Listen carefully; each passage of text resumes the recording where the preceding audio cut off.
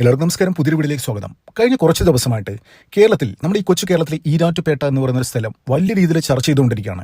അപ്പോൾ എന്താണ് ഈരാറ്റുപേട്ടയെക്കുറിച്ച് ഇത്രയധികം ചർച്ച ചെയ്യാൻ കാരണം?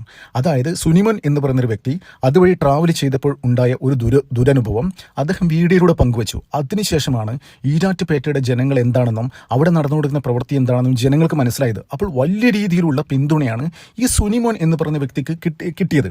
അപ്പോൾ എന്താണ് അവിടെ സംഭവം? അതായത് ഏകദേശം ഈരാറ്റുപേട്ട എന്ന് പറയുന്ന മുനിസിപ്പാലിറ്റി ഏരിയയിൽ 75% മുസ്ലിങ്ങളാണ്. അതൊരു പാരലൽ വേൾഡാണ്. അപ്പോൾ ഈരാറ്റുപേട്ടയുടെ ജനങ്ങൾ തന്നെ, അവിടെയുള്ള ഹിന്ദുക്കളും ക്രിസ്ത്യൻസും എന്താണ് പറയുന്നതെന്ന് വെച്ചാൽ ഇതൊരു മിനി പാകിസ്ഥാനാണ്, ഒരു മിനി ബംഗ്ലാദേശാണ് എന്ന തരത്തിലാണ്. അപ്പോൾ അത്തരത്തിൽ ഇരുപക്ഷവും ചേർന്ന് വലിയ രീതിയിലുള്ള ചർച്ചകൾ സോഷ്യൽ മീഡിയയിലൊക്കെ നടന്നുകൊണ്ടിരിക്കുകയാണ്. അപ്പോൾ ഈരാറ്റുപേട്ടയിലെ പക്കാ സുഡാപ്പികൾ തന്നെ അതിനെ പ്രതിരോധിക്കാൻ വേണ്ടിയിട്ട് രംഗത്തെത്തി. അവർ പറയുന്നു ഈരാറ്റുപേട്ടയിലുള്ള ആൾക്കാരൊക്കെ വലിയ വലിയ നന്മ മരങ്ങളാണ് എന്ന തരത്തിലാണ് അവർ പറഞ്ഞുകൊണ്ടിരിക്കുന്നത്. അപ്പോൾ എന്ത് തന്നെയായാലും ഈരാറ്റുപേട്ടയെക്കുറിച്ച് നമുക്ക് നമ്മുടെ മുന്നിൽ ഒരുപാട് ചരിത്രങ്ങളുണ്ട്. അതൊക്കെ നമുക്ക് പറയേണ്ട ആവശ്യം, നമുക്ക് അറിയുന്ന കാര്യമാണ്. നമ്മുടെ ജോസഫ് മാഷെ കൈവെട്ട് കേസും അങ്ങനെയുള്ള കാര്യങ്ങളൊക്കെ ഒരുപാട് നമ്മുടെ മുന്നിലുണ്ട്. അപ്പോൾ ഇപ്പോൾ പറഞ്ഞു വരുന്നത് ഈരാറ്റുപേട്ടയിലെ സുഡാപ്പികൾക്ക് വലിയ രീതിയിലുള്ള പ്രശ്നങ്ങൾ ഉണ്ടാക്കുന്ന ഒരു വാർത്തയാണ്. സംഭവം എന്ന് വെച്ച് കഴിഞ്ഞാൽ അവിടെ ഈരാറ്റുപേട്ടയിൽ ഉത്തർപ്രദേശ് പോലീസ് വന്നു എന്നുള്ള ഒരു വാർത്ത ഇപ്പോൾ പുറത്തു വരുന്നുണ്ട്. അപ്പോൾ സോഷ്യൽ മീഡിയയിൽ ചില ആൾക്കാർക്ക് ഇതിന്റെ തെളിവും പുറത്തു വരുന്നുണ്ട്. അതെന്താണെന്ന് വെച്ച് കഴിഞ്ഞാൽ കഴിഞ്ഞ കുറച്ച് ദിവസമായിട്ട്, 1-2 ദിവസമായിട്ട് UP രജിസ്ട്രേഷനുള്ള ഏകദേശം 2-3 ഇനോവകൾ നിരന്തരം ഈരാറ്റുപേട്ടയിലൂടെ ഇങ്ങനെ കറങ്ങിക്കൊണ്ടിരിക്കുകയാണ്. അപ്പോൾ അവിടെ ഈരാറ്റുപേട്ടയിൽ ഒരു ഹോട്ടലിൽ അവർ റൂം എടുക്കുകയും, അപ്പോൾ അവർക്ക് ചില സംശയങ്ങൾ, അത് ഹോട്ടലിലെ ആൾക്കാർക്ക് UP പോലീസാണ് എന്ന തരത്തിലുള്ള തെളിവുകളും കിട്ടി എന്നുള്ള വാർത്തകളും ഇപ്പോൾ ഓൺലൈനിലൂടെ സോഷ്യൽ മീഡിയ പ്രചരിപ്പിക്കുന്നുണ്ട്. അപ്പോൾ എന്തിനാണ് ഈരാറ്റുപേട്ടയിൽ ഉത്തർപ്രദേശ് പോലീസ് രംഗത്തെത്തിയിരിക്കുന്നത്? ഇത് പറയുന്നതിന് മുമ്പ് ഞാൻ ഒരു കാര്യം പറഞ്ഞുതരാം. നമ്മുടെ ബംഗാൾ ഇലക്ഷൻ, അതായത് വലിയ രീതിയിലുള്ള അക്രമങ്ങൾ നടക്കുന്ന ഒരു സ്ഥലമായിരുന്നു ബംഗാൾ ഇലക്ഷൻ. ഈ ഇലക്ഷൻ, പ്രത്യേകിച്ച് ഇലക്ഷൻ സമയത്ത് കഴിഞ്ഞ 2021 ഇലക്ഷൻ നടക്കുമ്പോൾ ഏകദേശം 300ഓളം ഹിന്ദുക്കളെയാണ് അവിടെ ജിഹാദികൾ കൂട്ടക്കൊല ചെയ്തത്. ഈ ഇലക്ഷൻ കഴിഞ്ഞതിന് ശേഷം. അപ്പോൾ ഇത്തവണ നല്ല രീതിയിൽ ഇലക്ഷൻ നടക്കാൻ കാരണം ഉത്തർപ്രദേശ് പോലീസിൻ്റെ എൻകൗണ്ടർ സ്പെഷ്യലിസ്റ്റായ അജയ് പാൽ ശർമ്മ എന്ന് പറയുന്ന ഇന്ത്യയുടെ ജൻസി പിള്ളേർ പോലും ആരാധിക്കുന്ന ഒരു വ്യക്തിയാണ് അജയ് പാൽ ശർമ്മ ഇലക്ഷൻ്റെ ഒരു ഒബ്സർവേഷൻ ഓഫീസറായിട്ട്, അത് ബംഗാളിലെ മൊത്തം ഒബ്സർവേഷൻ ഓഫീസറായിട്ട് നിയമിക്കുന്നു. അപ്പോൾ അവിടെ ഈ മമതയുടെ വലിയൊരു റൈറ്റ് ഹാൻഡാണ് ജഹാംഗീർ ഖാൻ എന്ന് പറയുന്ന ഒരു തൃണമൂലിൻ്റെ സ്ഥാനാർത്ഥിയാണ്. അതായത് CRPF നമ്മൾ ചുട്ടൊടുക്കും, അങ്ങനെ കൊന്നൊടുക്കും, അത്തരത്തിലുള്ള പ്രസംഗങ്ങൾ നടത്തി വളരെ കുപ്രസിദ്ധി ആർജിച്ച ഒരാളാണ് ജഹാംഗീർ ഖാൻ. അപ്പോൾ ആ ജഹാംഗീർ ഖാൻ്റെ മണ്ഡലത്തിൽ പോയിട്ടും ജഹാംഗീർ ഖാൻ്റെ വീട്ടിൽ പോയിട്ട് പോലും ഭീഷണിയല്ല, മര്യാദയ്ക്കാണെങ്കിൽ മര്യാദയ്ക്ക് നടന്നോളണം, മര്യാദയ്ക്കുള്ള വാക്കുകൾ ഉപയോഗിച്ചോളണം, അതായത് നല്ല രീതിയിലുള്ള ക്രമസമാധാനം പാലിക്കണം, നല്ല രീതിയിലുള്ള ഇലക്ഷൻ കൂടെ നടന്നു പോകണമെന്ന് പറഞ്ഞൊരു വ്യക്തിയാണ് ഈ അജയ് പാൽ ശർമ്മ. അപ്പോൾ അജയ് പാൽ ശർമ്മ എത്തിയതോടുകൂടിയാണ് ശരിക്കും ബംഗാളിലെ കളം മാറിയത്. ശരിക്കും ഒരു കാര്യം ഉറപ്പിച്ചോ, ബംഗാളിലെ BJP ഭരണം കിട്ടിക്കഴിഞ്ഞാൽ ആദ്യം വെടിപ്പൊട്ടുന്നത് ഈ ജഹാംഗീർ ഖാൻ്റെ നെഞ്ചത്തായിരിക്കുന്നുള്ള കാര്യത്തിൽ ഒരു സംശയവും വേണ്ട. എഴുതി വെച്ചോ.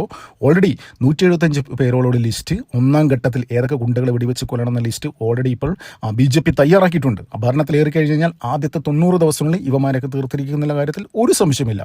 അപ്പോൾ ഈ അജയ് പാൽ ശർമ്മയുടെ അണ്ടറിലുള്ള പിള്ളേരാണ് ഇപ്പോൾ ഈരാറ്റുപേട്ടയിൽ എത്തിയിരിക്കുന്നു എന്നുള്ള ഒരു വാർത്ത, ഒരു റൂമർ ഇപ്പോൾ പരക്കുകയാണ്. എന്ത് തന്നെയായാലും ഒരു കാര്യം ഉറപ്പിക്കാം, ഈരാറ്റുപേട്ടയിൽ ഈ നടന്നുകൊണ്ടിരിക്കുന്ന രാജ്യവിരുദ്ധ പ്രവർത്തനങ്ങളും ഒരു പാരലൽ വേൾഡായിട്ട് നടന്നുകൊണ്ടിരിക്കുന്ന പല കാര്യങ്ങളും ഉത്തർപ്രദേശ് പോലീസ് മാത്രമല്ല, ഇന്ത്യ പല അന്വേഷണ ഏജൻസികളും അജിത് ഡോവലിൻ്റെ അടക്കം പക്കലുണ്ട്. നേരത്തെ തന്നെ പല രീതിയിലുള്ള ഒരു ആവശ്യം ഉയർന്നിരുന്നു, ഈരാറ്റുപേട്ടയിൽ NIAയുടെ ഒരു ഓഫീസ് വേണം എന്ന തരത്തിലുള്ള.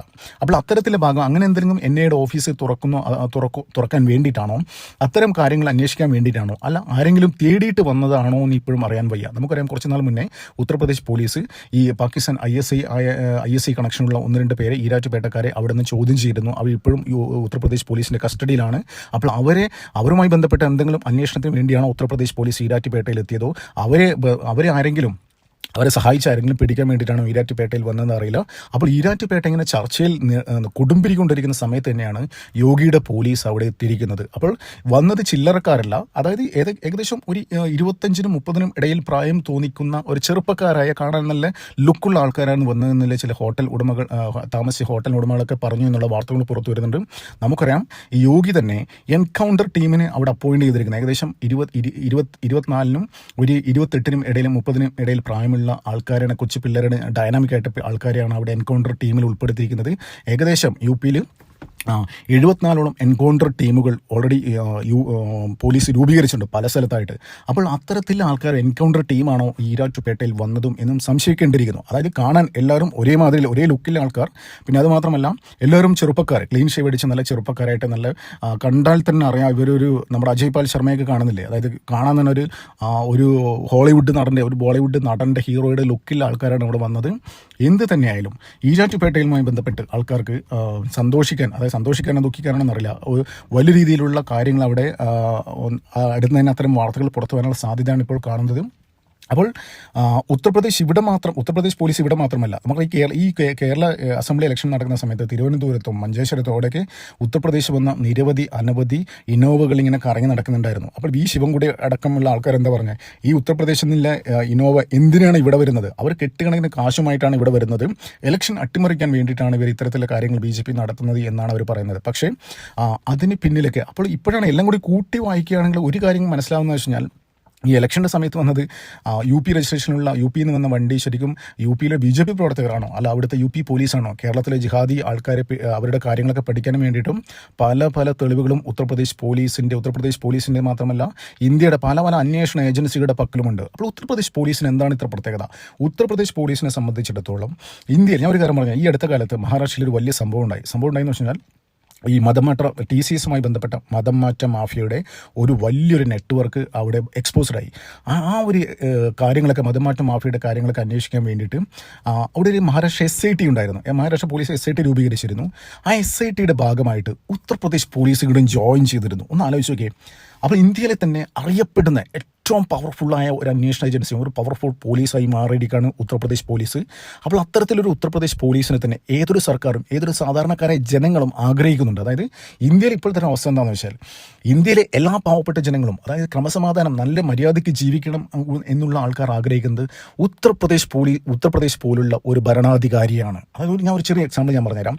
അത് മഹാരാഷ്ട്രയിൽ ഒരു സംഭവം ഉണ്ടായി. മഹാരാഷ്ട്രയിലെന്ന് വെച്ച് കഴിഞ്ഞാൽ ഒരു ജിഹാദി, ഒരു ചെറുപ്പക്കാരൻ പയ്യൻ, 22-23 വയസ്സിൽ, ഏകദേശം 10-80ഓളം ഹിന്ദു ക്രിസ്ത്യൻ പെൺകുട്ടികളെ പീഡിപ്പിച്ച, അതായത് വലിയ രീതിയിൽ പീഡനം നടത്തി ഇപ്പോൾ സൂര്യവിഹാരം നടത്തുന്ന ഒരു ചെറുപ്പക്കാരനെ മഹാരാഷ്ട്ര പോലീസ് കാലിന് വെടിവെച്ചിരുന്നു. അവന് പിടികൂടാൻ വേണ്ടി കാലിന് വെടിവെച്ചിരുന്നു. അപ്പോൾ അവിടുത്തെ കുറേ ന്യൂസ് ഏജൻസികളൊക്കെ അങ്ങോട്ട് ചെന്നിരുന്നു, മാധ്യമപ്രവർത്തകരൊക്കെ. അപ്പോൾ ആൾക്കാരുടെ അടുത്ത് ഇങ്ങനെ ഓരോ കാര്യങ്ങൾ ചോദിക്കുമ്പോൾ അവിടെ ഏകദേശം ആ വീഡിയോ ഒക്കെ വലിയ രീതിയിൽ വൈറലായിരുന്നു. ആൾക്കാർ പറയുന്നതെന്ന് വെച്ചാൽ, ഇവിടെ ശരിക്കും ഒരു നീതി നടപ്പാക്കിയത് പകുതി മാത്രമേ നടപ്പാക്കിയുള്ളൂ. അത് കാലിനെ വെടിവെച്ചത് ശരിക്കും യോഗി ചെയ്യുന്ന മാതിരി ചെയ്യണം, അവനെ തീർക്കണമായിരുന്നു എന്നാണ് എല്ലാവരും പറഞ്ഞത്. അപ്പോൾ ഉത്തർപ്രദേശിൽ നടപ്പാക്കിക്കൊണ്ടിരിക്കുന്ന ക്രിമിനൽസിനെതിരെ യോഗി സർക്കാർ നടപ്പാക്കിക്കൊണ്ടിരിക്കുന്ന ആ ഒരു സംഭവം ഉണ്ടല്ലോ, രാജ്യത്ത് മൊത്തം വലിയ രീതിയിൽ ചർച്ചയായിരിക്കുകയാണ്. ആൾക്കാർ ഇഷ്ടപ്പെടുന്നത്, ജനങ്ങളെ എങ്ങനെയാണോ ഒരു ഭരണാധികാരി എങ്ങനെയാണോ എന്ന് ജനങ്ങളുടെ മനസ്സിലുള്ള ഒരു ഭരണാധികാരിയാണ് ഉത്തർപ്രദേശ് ഭരണാധികാരി യോഗി ആദിത്യനാഥ്.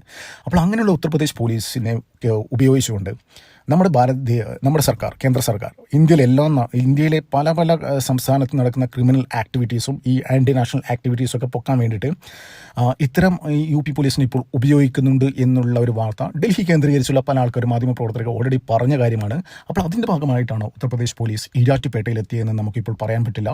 എന്ത് തന്നെയാലും നമ്മുടെ രാജ്യത്തിനെതിരെ പ്രവർത്തിക്കുന്നവരും രാജ്യത്ത് കുത്തിത്തിരിപ്പുണ്ടാക്കുന്ന ജിഹാദികളോട്, പ്രത്യേകിച്ച് ഈരാറ്റുപേട്ടയിലുള്ള ജിഹാദികളോട് ഒരു കാര്യം മാത്രമേ പറയാനുള്ളൂ. അതായത് ഉത്തർപ്രദേശ് പോലീസ് ഈരാറ്റുപേട്ടയിൽ നിങ്ങളെ ചുറ്റിപ്പറ്റിയുണ്ട്. നിങ്ങൾ ഉദ്ദേശിക്കുന്ന മാതിരിയുള്ള കാര്യങ്ങൾ അവിടെ എന്ന് വെച്ചാൽ ഹോട്ടലിൽ പറയാൻ പറ്റില്ല. ചിലപ്പോൾ അവിടെ ഹോട്ടലിൽ പൊറോട്ട അടിക്കുന്ന ഹിന്ദിക്കാരും UPക്കാരും ഹിന്ദിക്കാരൊക്കെ ഉത്തർപ്രദേശ് പോലീസിൻ്റെ ആൾക്കാരാണെന്ന് നിങ്ങൾ ഓർത്തു വെച്ചോ.